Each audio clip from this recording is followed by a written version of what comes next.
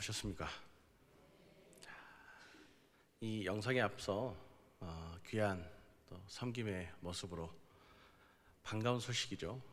하나님의 몸된 교회가 부흥되고 있다라는 이 좋은 소식을 전해주신 우리 선교사님께 다시 한번 감사와 격려의 마음을 담아 박수하도록 하겠습니다.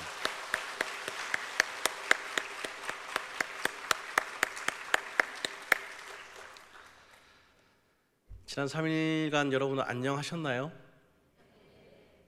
네, 웃고 계시지만 여러 가지 많은 일들이 있으실 줄 압니다. 그 가운데는 우리가 계획하지 않는, 오히려 우리의 마음을 아프게 하는 힘든 일도 분명히 있었을 겁니다. 그런 우리를 서로 이 시간 좀 위로하고 격려하는 인사를 했으면 좋겠어요. 걱정하지 마세요. 하나님이 여전히 사랑하십니다. 할렐루야. 그렇게 될 줄로 믿습니다. 살다 보면 여러분 간혹 이런 말이 저도 모르게 입에서 나올 때가 있습니다. 하나님, 제가 정말 하나님 자녀가 맞습니까?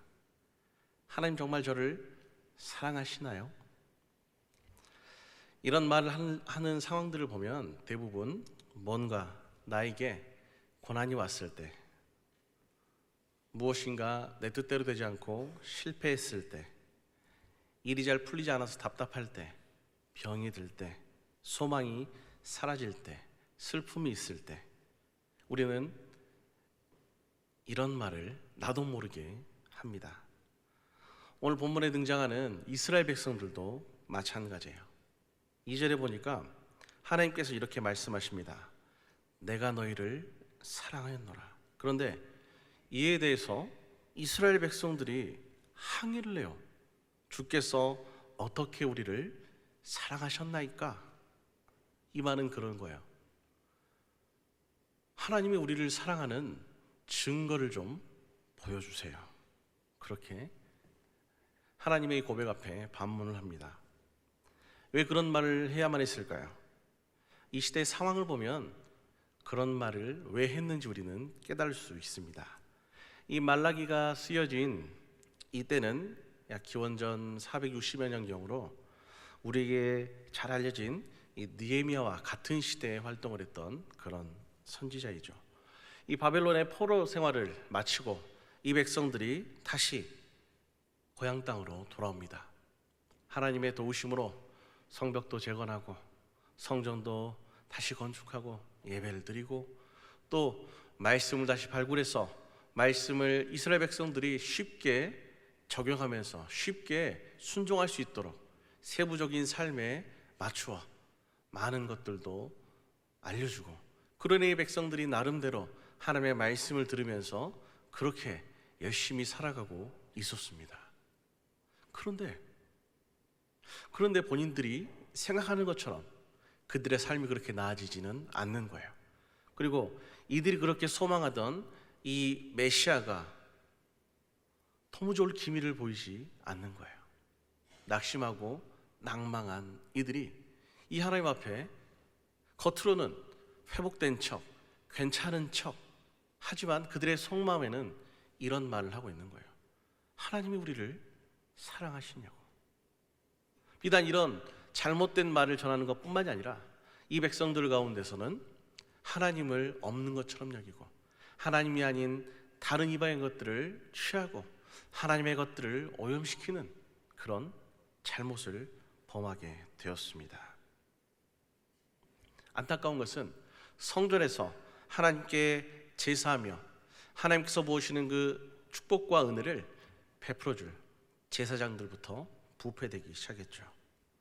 자신들의 뜻과는 달리 처음에 이 바벨론에서 나와서 하나님의 은혜로 뭔가 하나하나 될 때 가졌던 그 마음이 어느새 사라지고 모든 것이 암울하고 답답하고 풀리지 않는 그런 안타까운 상황이 그들의 상황이었습니다.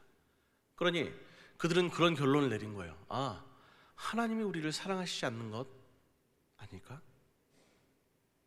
현실을 보면 도무지 하나님께서 우리를 위해 일하고 계신다는 사실이 그들은 그 증거를 결코 찾을 수가 없었던 것이죠. 그러한 상황에서 그들은 그렇게 이야기를 합니다. 하나님이 정말 우리를 사랑하실까? 오히려 하나님 앞에 따지고 묻는 거예요. 증거를 대보세요. 하나님이 언제 우리를 사랑하셨습니까? 이렇게 말이죠. 근데 안타깝게도 이런 상황은 저와 여러분도 신앙생활의 여정 가운데 한두 번쯤은 했던 생각이고 입술로 내뱉었던 그런 죄악된 모습이었을 것입니다. 이런 우리의 생각이 만약 맞고 이 이스라엘 백성들의 주장이 맞다면 여러분, 예수님을 믿다가 원치 않는 사업의 실패로 또한 병에 걸려서 투병하다 세상을 떠나고 고난을 당하는 모든 사람들은 하나님께 사랑받지 못한 사람이 되고 맙니다. 그런 논리로 보자면 사도 바울은 정말 하나님의 사랑을 이만큼도 받지 못한 사람이라 할 수 있습니다. 이 사도 바울은 하나님의 사랑을 받지 못했을 뿐만이 아니라 오히려 하나님께 버림받은 사람이라고도 할 수 있습니다. 왜냐하면 그는 주님을 믿음으로 자신의 모든 것들을 버렸습니다. 아니, 하나님께서 버리게 만드셨죠. 뿐만 아니라 감옥에 갇히고 매를 맞고 동족으로부터 모함을 당하고 여러 가지 여러분들 성경에 기록된 많은 고초를 당했습니다. 뿐만 아니라 몸에 질병까지도 갖고 있었어요. 이 고린도후서 12장 7절 말씀에 나타난 그의 육체에 가시는 그가 가지고 있던 질병을 말하는데 이를 위해 3번 곧 간절하게 최선을 다하여서 기도했지만 그것마저도 고쳐지지 않았던 것이죠. 그 인생의 말로는 어떠했습니까? 로마의 감옥에 갇혀 지내다 결국 순교를 당했죠. 방금 우리가 앞서 살펴본 우리들이 가끔씩 가졌던 그 생각, 그리고 이스라엘 백성들이 지금 하나님 앞에 항변하고 있는 이 논리를 가지고 평가한다면 이 사도 바울은 정말 하나님의 사랑을 받지 못한 사람, 아예 버림받은 사람이라 할 수 있겠죠. 어디 사도 바울뿐이겠습니까? 다윗도 그렇고요. 아니, 성경에 하나님 앞에 귀하게 쓰임받는 모든 하나님의 사람들은 고난을 겪잖아요. 그러면 그 고난을 통해 이 사람들이 하나님의 사랑을 받지 못한 그런 사람들로 우리 가운데 남아있냐는 것이죠. 결코 아니죠. 우리는 이러한 사람들이 하나님의 사랑을 얼마나 받은지를 우리는 성경을 통해 깨닫게 됩니다. 그렇다면 이 두 관점의 차이, 이 두 가지 다른 시각에 우리는 무엇을 깨달을 수 있을까요? 하나님께서는 무엇을 우리 가운데 깨닫게 해주실까요? 그것은 하나님의 사랑 여부를 나의 어떤 특정한 상황과 연결시켜서는 안 된다는 것을 깨닫게 해주시는 것이죠. 그런데 우리는 너무나 쉽게, 너무나 당연하게 이런 이분법적인 생각에 사로잡힙니다. 만약 나의 상황이, 지금 나의 현실이 평탄하고 풍요롭고 무언가 생각대로 계획대로 잘 풀리면 나는 지금 하나님의 사랑을 받는 것이고, 반대로 나의 상황이 고통스럽고 힘들고 답답하면 하나님이 정말 나를 사랑하시나 하면서 우리 믿음, 곧 우리의 신앙의 회의를 갖습니다. 여러분, 이런 이분법적인 사고는 온전한 것도 아니고 또한 우리의 온전한 신앙생활을 위협하는 위험한 요소임을 기억하시기 바랍니다. 우리나라에서는 여러분, 어떤 사람이 죽을 때도 잘 죽어야 돼요. 그냥 죽으면 안 돼요. 왜냐하면 그 죽음이 뭔가 평탄하지 않을 때 사람들은 의뢰 이런 생각을 하죠. 저 사람이 뭔가 잘못된 삶을 살았을 거예요. 우리 교회식으로 따지자면 저 사람이 지은 죄가 많아서 하나님이 이 인생의 마지막을 이렇게 힘들게 하셨나 봐. 그렇게 일축합니다. 그 마지막의 모습을 통해 이 사람의 한평생을 그냥 우리는 규정해 버린다는 것이죠. 그런데 여러분, 하나님의 자녀를 데려가시는 방식은 우리의 계획대로, 우리의 뜻대로 이루어지는 것이 아니잖아요. 모든 것이 하나님의 방식대로, 하나님의 쓰임에 따라 그렇게 이 죽음의 모습도 나타나는 것입니다. 젊은 나이에 사고나 혹 질병으로 인해 소천하는 것도 무조건 나쁜 것만은 아닐 수도 있다는 것이에요. 인간의 입장으로 봤을 때는 이것이 너무나 허망하고 안타까울 수 있겠지만 하나님의 입장에서는 하나님의 나름의 뜻이 있을 수 있기 때문이죠.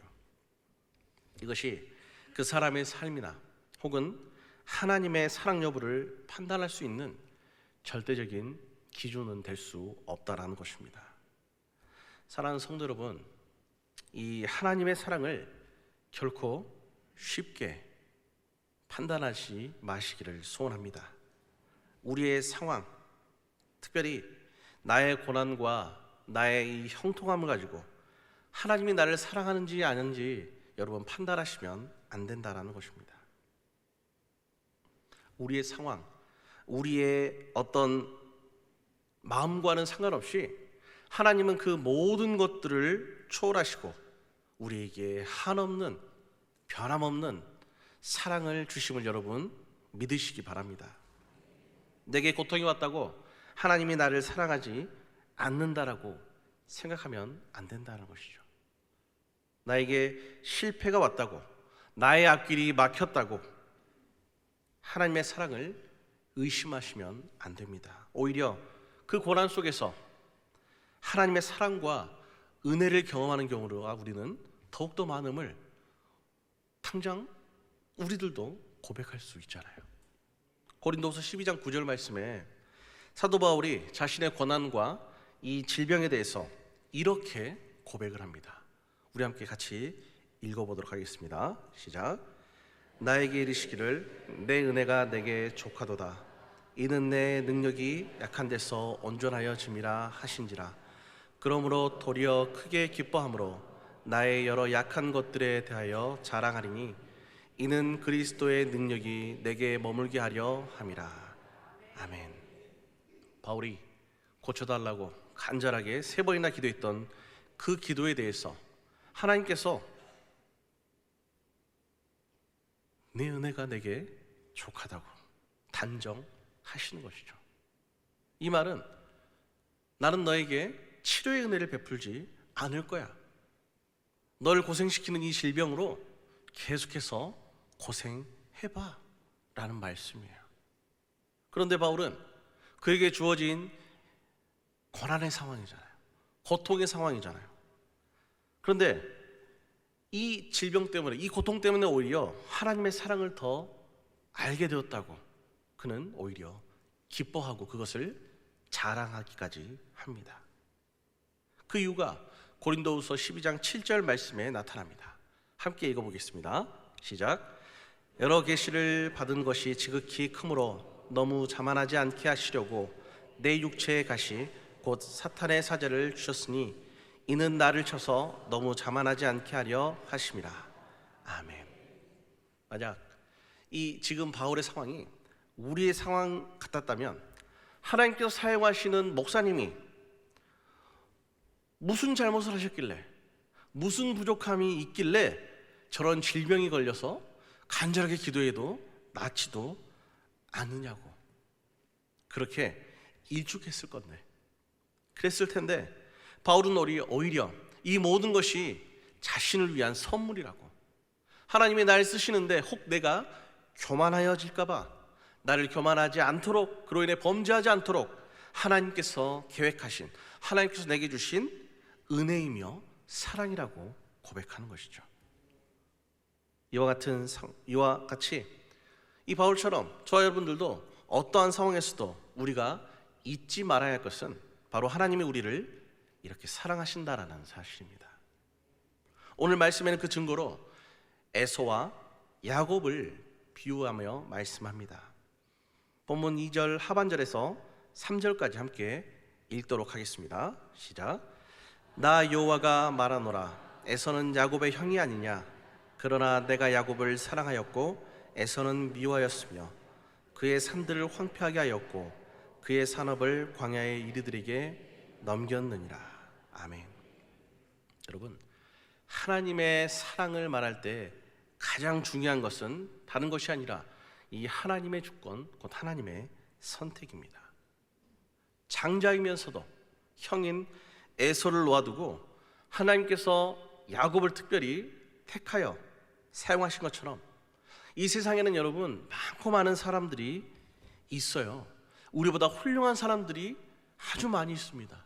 그럼에도 불구하고 하나님께서는 우리를 택하셨고 우리를 부르셔서 우리를 자녀 삼아 주셨고 우리를 구원해 주시며 우리를 사랑해 주셨습니다. 그래서 왕이신 우리 아버지께서 진짜 우리 아빠가 되셨던 거죠. 이것은 여러분 우리가 뭔가 잘나고 내세울 만한 어떤 것이 있어서가 아니잖아요. 오히려 이스라엘이 하나님 앞에 택함을 받았던 것처럼 작기 때문에, 보잘것 없기 때문에, 더 부족하고 연약하기 때문이죠. 하지만 그럼에도 불구하고 여러분 결코 변하지 않는 사실, 분명한 것은 저와 여러분은 하나님의 사랑받는 자녀라는 사실입니다. 그러니까 누가 뭐라고 하든 우리는 하나님의 아들과 딸이라는 사실입니다. 때로는 여러분 교회 다닌 사람이 왜 그 전능하신 하나님의 사랑을 받는 사람들이 고난을 당하고 어려움을 당하고 왜 일이 잘 안 됐냐고 조롱 섞인 말을 듣기도 합니다. 그럼에도 불구하고 우리가 하나님의 자녀라는 사실은 결코 변하지 않습니다. 그렇기 때문에 정말 다 망할 것 같은데 한참 세월이 지나 돌아보면 더 잘 돼 있는 나, 더 성숙한 나, 더 하나님을 닮아간 나를 우리는 발견하게 됩니다. 왜냐하면 우리가 바로 하나님께서 천하보다 귀하다고, 천하의 어떤 것보다 사랑한다고 말씀한 바로 자녀이기 때문입니다. 에서가 아닌 야곱을 선택하시고 이 장자의 권한을 주신 것이 바로 하나님의 뜻이죠. 하지만 사실은 여러분 그 이전에 에서가 그에게 주어진 이 장자권을 너무나도 가볍게 생각하고 팥죽 한 그릇에 그것을 팔았다라는 전제 또한 우리는 잊어서는 안 됩니다. 오늘날도 여러분 마찬가지가 아닐까 생각해 봅니다. 하나님께서는 세상 모든 사람들에게 하나님의 자녀가 될 수 있는 길을 열어주셨습니다. 그러나 많은 사람들이 그것을 가치 없는 것으로 여기고 스스로가 생각하기에 더 나은 것을, 곧 자신의 뜻을 관철시키며 하나님이 아닌 세상을 선택하며 살아갑니다. 하나님의 구원을 거부해요. 그리고 우리에게는 은혜 베풀어 주셔서 다행스럽게도 하나님을 택하여서 하나님의 자녀가 될 수 있도록 우리에게 은혜를 베풀어 주셨는데 우리는 세상살이를 하다 보면, 신앙생활을 하다 보면 그 사랑과 은혜를 마치 에서와 같이 우리가 값없는 것으로, 가치 없는 것으로 여긴다면 어떻게 될까를 여러분 생각하며 살아가기를 소원합니다. 하나님의 사랑을 받기를 원한다면 정말 힘들어서 견디기조차 어려울 때도 우리는 이렇게 고백할 수 있어야 합니다. 하나님이 세상의 어떤 존재보다도 저를 사랑하신 줄 저는 압니다. 하나님, 그럼에도 불구하고 지금 이 현실이 너무나 힘들어요. 그러니 저를 사랑하시는 그 하나님의 뜻과 하나님께서 예비하신 그 놀라운 계획이 무엇인지 깨닫게 해주시고 그 뜻을 이루기까지 인내할 수 있도록 은혜 베풀어 주시옵소서. 그렇게 우리는 기도할 수 있어야 됩니다. 불평과 불만을 행하기에 앞서서 하나님이 인도하시는 그 길을 기쁨으로 따릅니다라고 고백하며 감사하게 살아간 여러분 되시기를 소원합니다. 우리가 어떤 상황에 있을지라도 하나님은 여전히 나를 사랑하시고 나와 함께 하십니다. 다만 내가 깨닫지 못한 것 뿐이죠. 그러므로 이 당장의 현실에 따라 내게 주어진 어떤 상황과 사건에 따라 하나님의 사랑을 평가하지 말아야 합니다. 여러분들 믿음이 있으세요? 자신이 없으세요, 여러분? 믿음이 있으니까 여러분 자녀가 되었고, 믿음이 있으니까 이 자리에 앉아 계시잖아요. 여러분 믿음이 뭡니까? 다른 게 아니잖아요. 하나님을 전적으로 신뢰하고 의지하는 것이죠.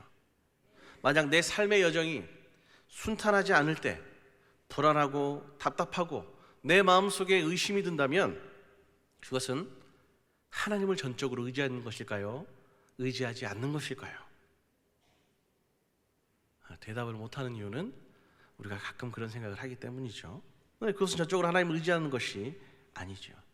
우리가 만약 하나님을 온전히 믿는다면 하나님께 모든 것들을 맡긴다고 고백하는 그 고백대로 살아간다면 당장은 낙심될 수밖에 없는 상황, 우리 힘으로 어떻게 해결할 수 없는 고통스러운 상황, 그 모든 것들이 와서 우리를 흔들지라도 이내 금방 다시 안정을 찾고 평안을 찾을 수 있는 것이죠. 이 하나님을 전적으로 의지하고 신뢰하기 위해서 우리에게 필요한 것은 다른 것이 아니라 하나님을 아는 것, 곧 하나님의 이 사랑을 아는 것이 필요합니다. 믿음의 성장은 이 하나님, 곧 하나님의 사랑을 아는 것 가운데 더욱더 자라나는 것이고 더욱더 깊어지는 것이기 때문이죠. 그래서 이 믿음이 더욱더 성숙해지면 우리 가운데 많은 고난이 찾아올지라도, 실패가 연속으로 우리 가운데 닥칠지라도 우리는 흔들리지 않고 그 속에 숨겨져 있는 하나님의 은혜와 하나님의 축복을 발견할 수 있게 되는 것이죠. 그로 인해 감사와 기쁨을 잃지 않는 것입니다. 그러니 저와 여러분들은 무엇보다 힘써야 될 것, 하나님을 아는 것에 힘써야 합니다. 하나님의 사랑을 아는데 여러분 힘쓰셔야 합니다. 그러기 위해서는 훈련 사역에 참여하셔야 합니다. 좋은 말로 할 때 훈련에 참여하시기 바랍니다. 그리고 여러분 또한 중요한 것이 있으니 내가 깨닫게 된 이 하나님의 뜻, 곧 이 말씀을 가슴에 품고 그런 하나님을 이제 내가 온전하게 경험할 수 있도록 하나님 앞에 기도해야 하는 것이죠. 베드로전서 5장 7절 말씀에 이렇게 말씀하십니다. 함께 읽겠습니다.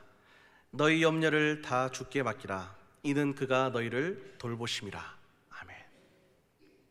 우리 하나님은 여러분 우리보다 지혜로우시고 더욱더 멀리 보시는 분이잖아요. 곧 우리보다는 훨씬 뛰어나신 분이 분명하잖아요. 그에 반해서 우리는 시야가 좁아요. 자꾸 이 한 치 앞도 못 보면서 우리 눈앞에 주어지는 그 상황 가지고 모든 것들을 결정하려고 합니다.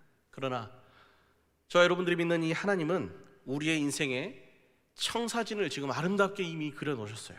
그리고 우리를 옳은 길로, 좋은 대로 우리를 지금 인도하고 계심을 여러분 믿으시기 바랍니다. 그러니 이 말씀처럼 여러분들이 가지고 있는 걱정과 근심과 염려가 있습니까? 왜 걱정하십니까? 다 주님께 맡기세요. 왜냐하면 이 하나님은 우리를 사랑하시기 때문에 우리를 눈동자처럼 돌보십니다. 여러분 이 하나님을 믿으시기 바랍니다. 저 여러분들은 형통이라는 말을 좋아해요. 그렇죠 여러분? 또 아닌 척하세요. 갑자기 또 제가 뭐가 됩니까 여러분? 저도 좋아한다고 미리 고백을 해버렸는데, 이 형통이라는 말을 우리는 굉장히 좋아해요. 그래서 만사 형통 이런 말을 좋아합니다. 그래서 우리가 하나님 앞에 하는 기도 중에 사실 빠지지 않는 기도 제목 중에 한 가지가 이걸 거예요. 하나님 우리를 형통케 하여 주시옵소서라고요. 그런데 여러분 이 형통에는 조건이 있습니다. 그것은 믿음과 순종이에요. 믿음에 대해서 우리가 방금 전에 이야기를 나눠봤어요. 언제요? 방금 했어요. 예배가 끝나면 다시 한 번 더 보시기 바랍니다. 분명히 했어요 여러분. 이 순종이 이제 남았습니다. 이 순종이 또 다른 조건이 순종인 이유는 그거예요. 순종을 통해서 우리가 하나님의 뜻을 깨닫고, 순종을 통해서 하나님을 더욱더 신뢰하게 되고, 이 순종을 통해 우리의 삶이 하나님께서 원하시는 거룩에 점점 더 가까워질 수 있기 때문이에요. 그러니까 내가 거룩하니 너희도 거룩하라 말씀하시는 그 하나님이 우리가 하나님을 닮아가 거룩하게 된다면 얼마나 기뻐하시겠어요? 모든 것을 우리 가운데 다 주시지 않겠습니까? 눈앞의 현실을 보며 하나님의 사랑을 의심하고 낙심하는 사람이 아니라 여전히 나를 사랑하시고 또한 영원히 사랑하신다라는 이 하나님의 말씀을 굳게 믿으시고 일어나 평안히 앞으로 나아갈 수 있는 여러분 되시기를 소원합니다. 뿐만 아니라 하나님을 온전히 신뢰하시고 우리의 뜻이 아니라 다른 사람의 뜻이 아니라 오직 하나님의 뜻에 순종하는 가운데 하늘에 계신 아버지의 그 뜻이 여러분들의 삶의 가운데 이루어지길 소원합니다. 저와 여러분들은 이 영적인 전쟁 속에 살아갑니다. 세상의 유혹과 시험에 우리가 흔들려요. 그러나 그것보다 앞서 마귀는 우리 안에서 우리의 생각을 자꾸만 노립니다. 실제로 이 생각에 따라 행동과 태도가, 삶이 결정되기 때문이죠. 그래서 자꾸만 우리 가운데 그런 유혹을 해요. 힘들지 않니? 왜 그런 어려움이 찾아올까? 하나님이 다른 사람에게 더 집중하고 있나 봐. 내가 아니라 다른 누군가에게 지금 큰일을 베푸시니라 너에게 지금 소홀하신가 봐. 그렇게 우리를 유혹하고 있는 것이죠. 사랑하는 성도 여러분, 하나님이 우리를 먼저 사랑하셔서 우리의 모습이 완악하고 연약함에도 불구하고 우리를 선택하시고 사랑하셨습니다. 그리고 지금도 우리를 사랑하십니다. 그러니 우리도 우리의 상황에, 우리의 현실에 따라 흔들리며 의심과 불평이 아니라 하나님의 사랑을 신뢰하며 범사에 순종과 감사를 행하시고 마땅히 하나님께 영광을 돌리며 무엇보다 하나님의 이 사랑 안에서 하나님께서 주시는 축복으로 충만한, 그리고 하나님의 사랑을 닮아 그럼에도 불구하고 끝까지 하나님을 그리고 서로를 사랑하는 하나님의 자녀들이 되시기를 주님의 이름으로 축원합니다.